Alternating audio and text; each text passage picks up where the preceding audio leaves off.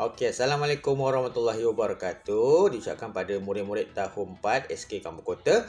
Hari ini kita masuk tajuk seterusnya untuk kelas PDPR Sains kita. Tajuk kecil seterusnya iaitu mesin ringkas. Okey, mesin ringkas. Itu kita dah tengok dah pasal mesin tuas. Okey, jadi yang ni tajuk kecilnya mesin ringkas. Kita nak tengok mesin-mesin ringkas lain selain daripada tuas. Okey, jadi kamu boleh buka buku teks kamu. Muka surat 174. Okey, jom kita lihat. Apakah maksud mesin ringkas? Mesin ringkas ni mesin macam mana? Okey. Mesin ringkas ialah alat yang membantu kita melakukan kerja dengan lebih mudah dan cepat. Ini maksud mesin ringkas. Membantu kita melakukan kerja lebih mudah dan cepat. Okey. Terdapat pelbagai jenis mesin ringkas di sekeliling kita. Setiap mesin ringkas mempunyai kegunaannya yang khusus. Setiap mesin ringkas ada kegunaannya. Okay? Lain mesin, lain fungsi dia. Okay. Mari kenali jenis mesin ringkas dalam situasi di bawah. Okay, jom kita lihat. Mesin ringkas yang pertama iaitu roda dan gandar. Okay, mesin ni mesti ada dua bahagian. Bahagian roda, bahagian gandar. Okay, jom kita baca. Roda dan gandar ialah alat yang terdiri daripada roda yang dipasang pada sebatang rod yang dinamakan gandar. Dia ada roda, dia ada batang. Okey, batang tu rod lah. Okey, rod tu sebagai gandar. Contohnya pada tombol pintu. Ni kamu tengok kawan kita ni dia pusing tombol pintu tu. Yang pusing itu roda. Yang batang dalam tu gandar. Okey, sama juga dengan tombol bulat. Okey, tombol bulat, tombol pintu yang bulat tu, yang berpusing tu roda, dalamnya tu ada satu pemegang rod pemegang. Okey, itu sebagai gandar. Okey. Contoh lain kalau macam pili, kepala pili. Kan kamu buka pili air tu kan. Okey. Dia ada boleh pusing. Okey, tempat pemegang pusing tu, kemudian dia ada satu rod. Itu roda dan gandar. Okey. Tengok contoh apa mesin ringkas yang seterusnya. Ni yang kita dah belajar ni. Okey, mesin ringkas tuas. Okey. Tuas ialah alat yang terdiri daripada sebatang rod yang diletakkan di atas fulcrum untuk mengangkat atau mengumpil sesuatu beban objek. Okey, untuk mengangkat atau mengumpil beban. Okey, contohnya penyapu. Ni kita dah belajar dah ni. Dalam situasi ni, dalam situasi yang kawan kita ni, tuas ni siapa yang di tengah? Apa yang di tengah? Fulcrum ke daya ke beban? Dalam gambar yang ditunjuk ni untuk penyapu ni, yang di tengah adalah daya. Okey. Jadi kita tengok mesin ringkas yang seterusnya. Ini dia. Skru.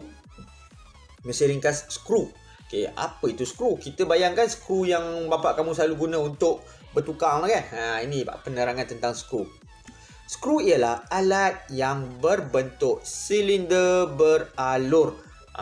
Dia mesti bentuk silinder bentuk silinder beralur. Ni bentuk silinder lah. Okey, dan dia ada alur dia. Okey.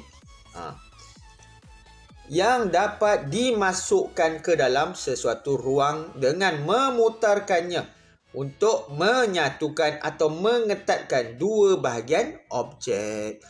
Contohnya pada botol dan penutupnya. Ini dia. Tengok gambar ni. Okey. Ni alur dia. Okey. Sama juga dengan penutup ni. Pun dalamnya pun ada alur. Okey, jadi itu kita panggil sebagai skru. Okey, kalau kamu biasa tengok bapak kamu tukar pilih pipe kan, sama juga. Kalau kamu perasan, kita buka pipe, kalau buka dia naik atas. Kalau tutup pipe dia turun bawah kan. Dalam tu sebenarnya ada alur. Rod tu ada alur. Jadi dia pun berfungsi sebagai skru. Okey. Dah berapa dah mesin ringkas kita belajar tadi? Dah ada 3. Okey. Tadi kita tengok tadi yang pertama tadi roda dan gandar, kemudian tuas dengan skru. Okey, jom kita lihat seterusnya.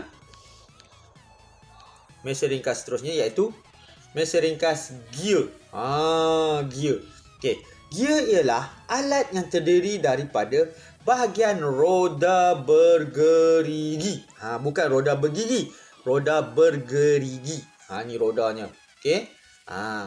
Contohnya pada jam. Kalau kamu buka jam, kamu akan nampak ada kepingan-kepingan gear halus kecil. Okey, saling berhubung. Okey. Jadi bila satu gear bergerak, gear lain akan turut bergerak. Di mana setiap gear ni dia adalah bentuk roda, okey, roda yang bergerigi. Okey. Tengok pula mesin ringkas seterusnya iaitu takal. Takal. Takal ialah alat yang terdiri daripada satu roda beralur yang membenarkan tali melaluinya. Satu roda beralur. Okey. Kamu pernah main yoyo tak? Tak tahu kamu pernah main ke tidak. Itu permainan zaman cikgu lah. Kalau sekarang ni mungkin ada juga. Mungkin ada yang murid yang pernah main, ada yang tak pernah main. Okey. Yoyo. Yoyo ni kalau kita tengok, ni gambar ni Kedai yoyo tu dia lebih kurang macam ni. Dia roda, kemudian dia ada dua bahagian. Kalau kita tengok dari hadapan, kita akan nampak rodanya begini. Dia jadi macam tu. Okey. Di mana di tengah-tengah ni diletakkan tali. Okey. Itu contoh bentuk takal. Okey. Di mana kalau kamu tengok gambar yang ni, yang di tengah-tengah tu ruangan yang kecil tu, okey, dilalukan tali. Okey, dilalukan tali. Untuk apa tali tu? Ni dia terangkan ni, untuk mengangkat atau menurunkan sesuatu beban. Okey. Contohnya pada bidai. Bidai ni apa? Bidai ni langsir lah. Okey. Atau kat sekolah kamu biasa tengok tiang bendera. Tiang bendera kat atas tu ada satu takal begini. Kalau kita nyanyikan lagu Negaraku ke apa kan, majlis waktu perhimpunan ke apa, pengawas naik tarikkan tali bendera tu bagi bendera naik. Macam mana boleh naik? Adanya takal ini yang berpusing yang membenarkan tali tu naik dan turun. Itu takal. Okey. Dia adalah roda yang beralur. Kalau gear, roda yang bergerigi. Okey. Kalau skru tadi, silinder beralur. Jangan keliru. Okey? Dah berapa dah tadi? Tadi mula-mula roda ada ganda. Kemudian ada tuas, ada skru. Kemudian kita belajar gear dan takal. Okey, kita tengok seterusnya. Mesin ringkas seterusnya iaitu satah condong. Okey. Satah condong ialah satu permukaan rata yang disendingkan. Okey? Disending maksudnya dicondongkan lah. Bukannya melintang atau menegak, tapi dicondongkan. Okay. Dengan satu bahagian yang hujungnya diletakkan pada ketinggian yang berbeza. Maksudnya satu satu permukaan yang dicondongkan, hujungnya ni diletak di permukaan yang lebih tinggi. Satu lagi di tempat yang lebih rendah. Okey. Contohnya apa? Tangga. Untuk apa satah condong ni? Satah condong ni untuk kita naik ke tingkat seterusnya dengan lebih mudah. Itu maksud satah condong. Contohnya itulah tangga lah. Okay, ataupun kalau kamu biasa pergi taman permainan, kamu pergi playground kan? Okey. Kamu biasa main ni, kamu suka main ni. Ni apa benda ni? Gelongsor. Patutnya turun kan? Turun. Tapi kamu suka naik daripada sini. Jadi yang gelongsor ni pun boleh dikira sebagai satah condong. Tapi berhati-hati, takut terjatuh. Tapi yang penting dia mengatakan apa? Satah condong ni adalah satu satah yang disendingkan, satu hujung memegang, menyentuh permukaan yang ketinggian berbeza. Itu dia satah condong. Okay, selain tangga apa lagi? Kalau kita tengok, kalau kamu pergi ke Tesco ke Aeon kan, escalator kan, apa tu? Tangga bergerak tu kan. Itu pun satah condong. Okay. Kalau kamu biasa tengok orang buat rumah, kadang-kadang mereka nak bawa wheelbarrow tu, nak bawa apa tu? Kereta sorong tu daripada tingkat bawah nak ke atas, mereka gunakan satu papan. Letak papan bagi condong. Jadi mereka akan bawa wheelbarrow naik atas papan tu pergi ke tingkat seterusnya. Itulah satah condong. Okey. Dia yang penting dia nak menghubungkan antara dua tingkat. Okey. Dua ketinggian berbeza. Jom kita tengok seterusnya. Mesin seterusnya iaitu baji. Okey. Baji ialah alat yang runcing. Apa itu runcing? Runcing maksudnya dia tirus. Okey, dia tirus, runcing. Okey. Pada satu hujungnya dan digunakan untuk memotong. Okey, yang memotong serta memegang atau memberhentikan sesuatu objek. Okey, contohnya pisau dan penyendal pintu. Contoh kalau kamu tengok ni penyendal pintu ni kan. Okey, penyendal pintu tu dia bentuk macam prisma. Okey. Kalau kamu perasan, penyendal pintu ni pun sebenarnya dia ada bentuk satah condong, di mana dia condong. Okey. Jadi baji penyandar pintu ni dia ada baji kat mana? Baji kat sini lah yang tirus ni. Okey. Bahagian yang tirus, hujung yang tirus. Dan juga adalah bahagian dia condong. Kemudian kalau pisau. Kalau kita tengok pisau daripada hadapan, kamu tengok matanya tu, dia akan tirus. Okey, matanya tirus. Okey, kalau contoh lain, kalau kamu tengok kartun kartun yang ada tunjukkan kapak kan. Jap cikgu lukis kapak jap. Okey, kalau kamu tengok mata kapak. Okey. Ni dia. Lebih kurang macam ni lah cikgu pun tak berapa nak kerti lukis. Okey, ni pemegang dia. Okey. Ni. Kalau kita tengok kat sini, ini matanya ni, nampak tak? Dia bentuk tirus. Itulah baji. Okey. Jadi apa alat yang boleh memotong? Kebanyakannya memang ada baji. Gunting, okey. Kemudian jarum pun ada juga baji. Okey. Ya, satu lagi yang macam tadi tu untuk membentikan objek, contohnya penyendal pintu, okey. Kita cuba tengok beberapa objek yang ada mesin ringkas. Cikgu tunjuk kejap jom kita sambung. Okey, ni tombol pintu bilik cikgu, okey.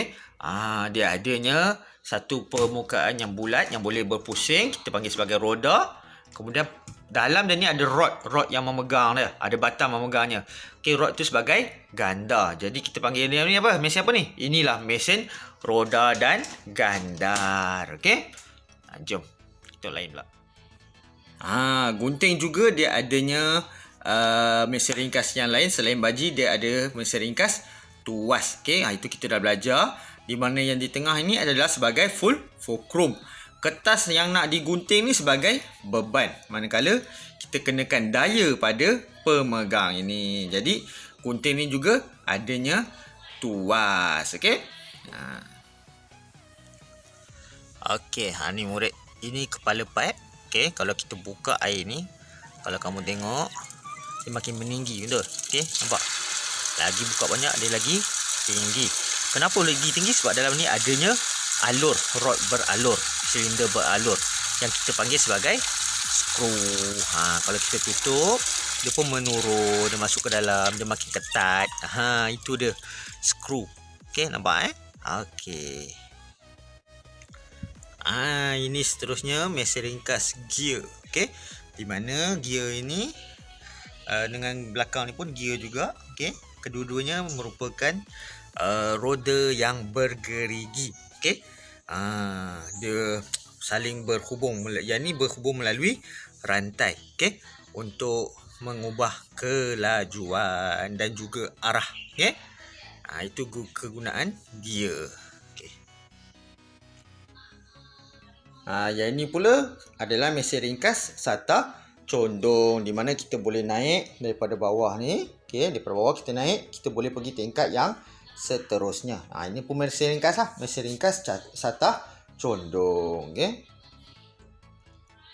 Okey murid, ini contoh mesin ringkas yang cikgu nak tunjukkan ni, iaitu baji. Okey, kalau kita tengok mata gunting ni, okey, ni gunting ni kan. Okey, kalau kita tengok mata gunting ni, kita tengok satu bilah ni, okey, nampak tak?